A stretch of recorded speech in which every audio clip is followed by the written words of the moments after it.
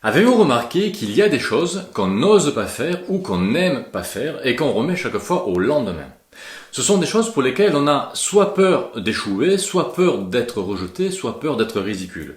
Et donc, on ne fait pas ces choses-là. C'est ce qu'on appelle la procrastination. Et le problème, c'est que tant qu'on ne fait pas ces choses-là, on reste dans la crainte que on va échouer. Et donc, du coup, on n'avance pas. Or, en matière de relations avec les autres, si justement on veut créer des relations qui fonctionnent, il faut se lancer, il faut oser faire des choses qui ne nous font pas envie ou pour lesquelles on a peur d'échouer. Et souvent, si on a peur d'échouer, c'est parce que, en réalité, on se fait une montagne de la chose qui est à réaliser.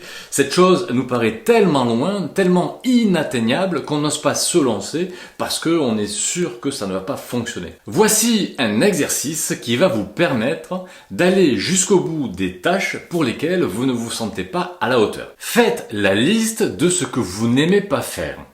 Je ne parle pas ici de la vaisselle ou du ménage. Ça peut être, par exemple, aborder une personne, appeler une personne au téléphone, inviter quelqu'un à aller au cinéma avec vous, ou bien prendre une décision importante. Pour chacune des choses que vous avez listées, qu'est-ce qu'il vous manque pour démarrer cette chose? Et si vous aviez ce qu'il vous manque, qu'est-ce qui vous manquerait encore?